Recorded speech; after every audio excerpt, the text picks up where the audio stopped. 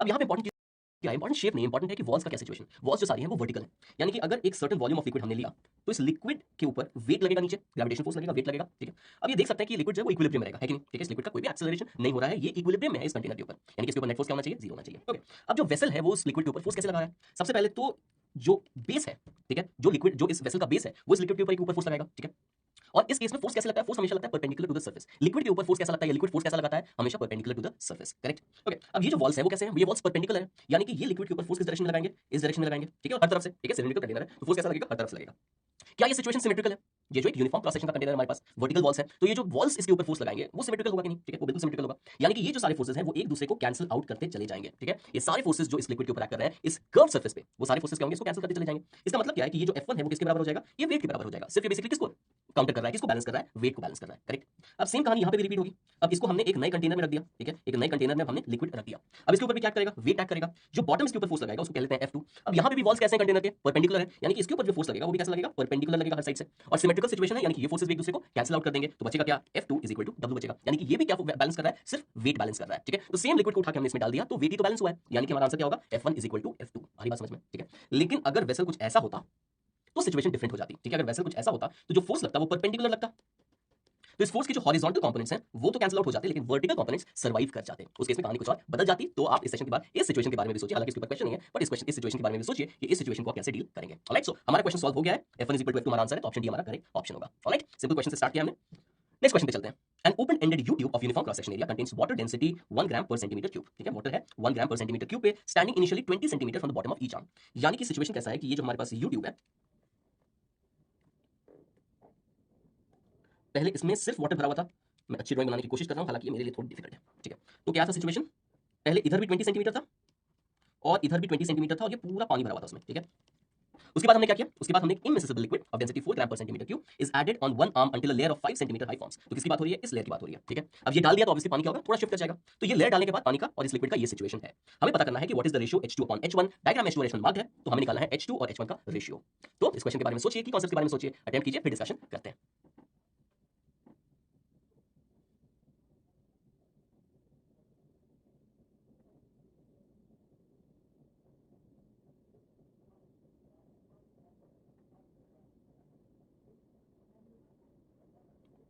चलिए सोचते हैं इसके बारे में। अब इनिशियल सिचुएशन तो ये थी, ठीक है, 20 सेंटीमीटर इस साइड, 20 सेंटीमीटर इस साइड। जब हमने इसमें कोई दूसरा लिक्विड डाला तो क्या होगा, ये जो वाटर है वो सिर्फ शिफ्ट हो जाएगा, है कि नहीं। वाटर का जो टोटल लेंथ है इस 20 सेंटीमीटर प्लस 20 सेंटीमीटर, जो टोटल लेंथ है जो वाटर का वो क्या है 40 सेंटीमीटर, उस लेंथ पे कोई असर पड़ेगा क्या, ठीक है। आपकी जो लिक्विड है, आपका जो लिक्विड है उसको हम इनकम्प्रेसिबल मानते हैं, ठीक है। तो इसका मतलब क्या है कि उसके लेंथ पे कोई असर पड़ेगा नहीं। तो जो लिक्विड का कॉलम है उसका टोटल लेंथ ले लें तो नए सिचुएशन में भी कितना रहेगा, 40 सेंटीमीटर रहेगा। ये बात क्लियर है। तो ये चीज तो पहले मुझे समझ में आ गई। इसका मतलब क्या है कि इस साइड कितना कॉलम का हाइट है, इस साइड हाइट है H1 माइनस 5 सेंटीमीटर, देख लीजिए यहां से यहां तक H1 है और इस लिक्विड का कितना है 5 है, यानी कि H1 माइनस 5 सेंटीमीटर। तो लेफ्ट कॉलम कितना लंबा है, लेफ्ट कॉलम है H1 minus 5 centimetre. Right column कितना लंबा है, राइट कॉलम है H2, यानी कि जो टोटल लेंथ हो जाएगा वो हो जाएगा H1 माइनस 5 प्लस H2, और ये कितने के बराबर होना चाहिए, अभी हमने देखा ये होना चाहिए 40 सेंटीमीटर के बराबर, यानी कि H1 प्लस H2 कितना हो जाएगा, ये हो जाएगा 45 सेंटीमीटर, और ये हमारा फर्स्ट इक्वेशन, करेक्ट, परफेक्ट। तो एक चीज तो क्लियर हो गई कॉमन सेंस से।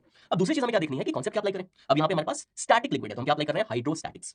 स्टैटिक लिक्विड है, हाइड्रोस्टैटिक्स अप्लाई कर रहे हैं। तो जो सबसे फंडामेंटल जो कॉन्सेप्ट होता है वो ये होता है कि in a stationary liquid inside the same liquid, दो अलग लिक्विड के बारे में बात नहीं कर सकते हैं, सेम लिक्विड। तो यहाँ पे मैंने दो लेवल जो बनाया वो किसके लिए बनाया, वो वाटर के लिए बनाया, ठीक है। तो ये दोनों तो पॉइंट्स हैं किसमें, ये वाटर में ही है, ठीक है। तो सेम लिक्विड में सेम लेवल पे जो प्रेशर होगा वो क्या होगा, सेम होगा, ठीक है। कॉन्सेप्ट याद आ रहा है। हाइड्रोस्टैटिक्स में क्या होता है, सेम लिक्विड में सेम हॉरिजॉन्टल लेवल पे प्रेशर दोनों जगह क्या होगा, सेम होगा, करेक्ट। अब यहाँ से तो प्रेशर है, एटमॉस्फेरिक प्रेशर भी होगा कुछ, इधर से भी एटमॉस्फेरिक प्रेशर होगा क्योंकि ओपन ट्यूब है। तो मैं क्या निकालने की कोशिश कर रहा हूँ, प्रेशर इस पॉइंट पे और प्रेशर इस पॉइंट पे। इधर का प्रेशर बोलते हैं P1, इधर का प्रेशर बोलते हैं P2, और दोनों प्रेशर को हम इक्वेट कर सकते हैं, ठीक है। तो सबसे पहले P1 की बात करते हैं। तो क्या क्या प्रेशर का कारण होगा, सबसे पहले ये कारण होगा, ये क्या है, हवा है, एयर है, यानी कि एटमॉस्फेरिक प्रेशर, तो P0 लग गया।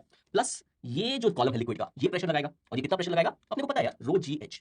तो रो किसका, रो ऑफ लिक्विड, ध्यान दीजिएगा किसका, रो पानी नहीं है, ये कोई दूसरा लिक्विड है, तो इसको क्या लेते हैं, rho of liquid into G into H कितना है 5 सेंटीमीटर, ठीक है। तो मैं सीजीएस यूनिट यूज कर रहा हूं, तो मैं सेंटीमीटर को कन्वर्ट करने की कोशिश नहीं करूंगा, ठीक है। मैं सीजीएस यूनिट में इसको सॉल्व करूंगा। तो P1 कितना आ गया, P0 प्लस रो एल यानी rho of liquid into G into H जो कि है 5 सेंटीमीटर, करेक्ट। अब P2 की बात करते हैं।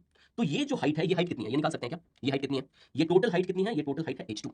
इसमें से कौन सी हाइट हमें सब्ट्रैक्ट करनी पड़ेगी, इसमें से ये वाली हाइट सब्ट्रैक्ट करनी पड़ेगी, दिख रहा है ये वाली हाइट, फिर से मार्क कर दे रहा हूं, ये हाइट, इस हाइट को सब्ट्रैक्ट करना पड़ेगा। वो हाइट कितनी है H1 माइनस 5, यानी कि यहाँ पे हम कह सकते हैं कि प्रेशर हो जाएगा P0 क्योंकि एटमॉस्फेरिक प्रेशर तो लग ही रहा है, प्लस रो ऑफ वाटर, क्यों, क्योंकि ये वाटर है, तो rho of water into G into height कितनी है, हाइट है H2, मिर्जा भाई हाँ, हाइट है H2 माइनस, और इस साइड क्या हाइट है, इस साइड है H1 माइनस 5, आई बात समझ में? अब हम इक्वेट कर सकते हैं P1 is equal to P2, तो फटाफट इक्वेट करते हैं। तो क्या क्या चला जाएगा, P0 और P0 कैंसिल हो जाएगा, तो उसका टेंशन ही नहीं। G और G भी कैंसिल हो जाएगा। ध्यान दीजिए P1 और P2 को इक्वेट कर रहे हैं, तो P0 और P0 गया, G और G गया, तो इधर बचेगा मेरे पास रो L इंटू 5 और इधर बचेगा मुझे raw water into H2 minus H1 plus 5। ठीक है, सब्स्टिट्यूशन करते हैं तो रो का वैल्यू क्या है, पीछे जाके देखते हैं रो का वैल्यू क्या है। रो का वैल्यू है 4 ग्राम पर सेंटीमीटर क्यूब। जैसे कि मैंने बोला मैं सीजीएस यूनिट यूज कर रहा हूं, तो दोनों साइड सेम ही है, तो मुझे कन्वर्ट करने की जरूरत नहीं है। ये हो जाएगा 4 into 5, this is equal to rho water हो जाएगा 1 gram per centimetre cube, this is equal to H2 minus H1 plus 5। यानी कि यहां से मेरे पास आ गया H2 minus H1 is equal to 20 centimetre और ये हो गया इक्वेशन नंबर 2। इक्वेशन नंबर 1 है H1 plus H2 is equal to 45 centimetre. दो वेरिएबल्स, दो इक्वेशन, काम तमाम। तो दोनों इक्वेशंस को ऐड करें तो मुझे क्या मिलेगा, मुझे मिलेगा 2H2 इज इक्वल टू कितना हो जाएगा, 2H2 इज इक्वल टू, अच्छा यहां मैंने कुछ गड़बड़ की क्या, अरे 15 सेंटीमीटर होगा, 20 माइनस 5 15 सेंटीमीटर, माय बैड। तो 2H2 का वैल्यू कितना हो जाएगा, 2H2 का वैल्यू हो जाएगा 60 सेंटीमीटर, यानी कि H2 इज इक्वल टू क्या, H2 is equal to 30 centimetre. और कोई भी इक्वेशन यूज करके हम देख सकते हैं कि H1 का वैल्यू हो जाएगा 30 माइनस 15 यानी कि 15 सेंटीमीटर। तो H2 भी आ गया, H1 भी आ गया, तो उनका रेशियो क्या होगा, उनका रेशियो होगा 2। तो प्रॉब्लम सॉल्व। ठीक है, तो की कॉन्सेप्ट क्या था, हाइड्रोस्टैटिक्स में लिक्विड स्टेशनरी होना चाहिए, एक्सेलरेटेड नहीं होना चाहिए। उसमें सेम लेवल पे in the same liquid pressure क्या होता है, सेम होता है। ठीक है, तो वो हमने अप्लाई किया, आंसर हमारा आ गया। चाहिए तो फटाफट नोट कीजिए और फिर अगले क्वेश्चन पे चलते हैं।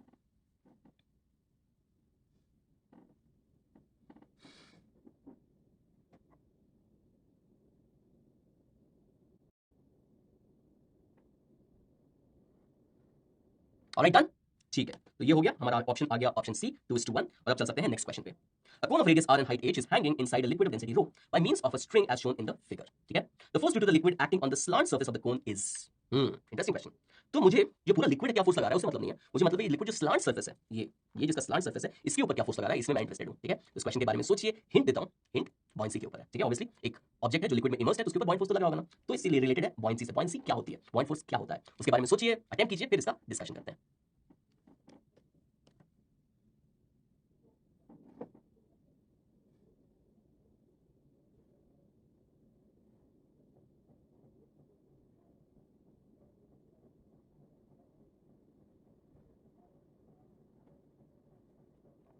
ऑलराइट, चलिए देखते हैं।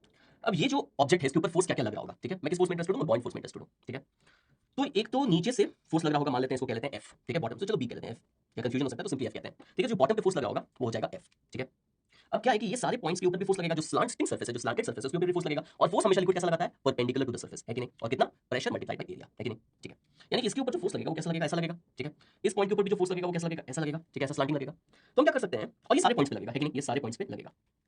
करेक्ट, तो हम क्या कर सकते हैं, इस फोर्स को हम दो फोर्स में, दो कंपोनेंट में रिजॉल्व कर सकते हैं।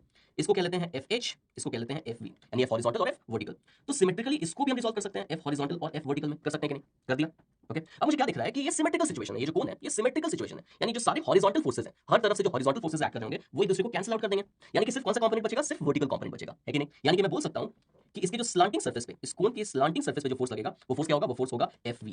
करेक्ट, तो जो स्लांटिंग सरफेस पे जो फोर्स लग रहा था उसका हॉरिजॉन्टल कंपोनेंट कैंसिल हो गया, तो बचा सिर्फ क्या, वर्टिकल कंपोनेंट। तो ये FV क्या है, ये FV है force exerted by the liquid on the slanting surface. और नीचे से क्या फोर्स लगेगा, नीचे से फोर्स लगेगा F। तो नेट फोर्स जो लिक्विड लगा रहा है इस ऑब्जेक्ट के ऊपर वो क्या हो जाएगा, वो हो जाएगा F माइनस FV। और इसी को तो बॉयंट फोर्स बोलते हैं। जो नेट फोर्स लिक्विड, जो फोर्स लिक्विड लगा रहा है इस ऑब्जेक्ट के ऊपर उसी को तो बॉयंट फोर्स बोलते हैं। ठीक है, यानी कि F लगा इसके बॉटम पे, FV लगा इसके कर्व सरफेस एरिया पे। ठीक है, यानी कि नेट फोर्स क्या हो गया, F माइनस FV, और यही है बॉयंट फोर्स, इसको कह लेता हूं मैं FP। This is equal to FV या फिर बॉयंट फोर्स। करेक्ट, ठीक है। अब वैल्यूज की बात करते हैं, तो सबसे पहले F की बात करते हैं। तो फोर्स क्या होता है, फोर्स होता है प्रेशर इनटू एरिया। तो आप अगर किसी डेप्थ पे हैं तो यहाँ पे प्रेशर क्या होगा, यहाँ पे प्रेशर हो जाएगा रो ऑफ द लिक्विड। ठीक है, रो ऑफ द लिक्विड क्या है, रो ही दिया हुआ है हमें, तो रो G और हाइट कितनी है, हाइट है H। ठीक है, अब एटमॉस्फेरिक प्रेशर को हम नेगलेक्ट कर रहे हैं, अगर एटमॉस्फेरिक प्रेशर होता तो ये हो जाता P0 प्लस रो GH। करेक्ट, तो अभी जो प्रेशर है यहाँ पे क्या होगा, ये हो जाएगा सिंपली रो GH, क्योंकि एटमॉस्फेरिक प्रेशर को हम नेगलेक्ट कर रहे हैं। ठीक है, और एरिया क्या होगा इसका, एरिया हो जाएगा पाई आर स्क्वायर, यानी कि जो बॉटम के ऊपर फोर्स लग रहा है वो है rho GH multiply by pi R square minus FV is equal to the buoyant force. Buoyant force क्या होता है, बॉइंट फोर्स सिंपली होता है weight of the liquid displaced. ठीक है, तो volume of the liquid displace कितना है, जो इस कोन का वॉल्यूम है, यानी वॉल्यूम हम लिख सकते हैं 1/3 पाई आर स्क्वायर H। तो ये क्या है, ये कोन का वॉल्यूम है। ठीक है, तो कोन अपने वॉल्यूम के बराबर लिक्विड डिस्प्लेस किया, तो लिक्विड डिस्प्लेस का भी वॉल्यूम है। इसको डेंसिटी ऑफ लिक्विड से मल्टीप्लाई करेंगे तो क्या हो जाएगा, mass of the liquid displaced, और फिर इसको G से मल्टीप्लाई करेंगे तो wait of the liquid displaced, मतलब हमारा पॉइंट फोर्स। तो इसको जब FV निकालेंगे तो ये क्या बन जाएगा, ये बन जाएगा 2/3 पाई आर स्क्वायर रो GH, और ये आ जाएगा मेरा आंसर। ठीक है, रीअरेंज करके आपको जैसा मन है वैसा लिख सकते हैं, बट ये है आपका कॉन्सेप्ट। क्लियर, तो इसको नोट कीजिए और फिर नेक्स्ट क्वेश्चन पे बढ़ते हैं।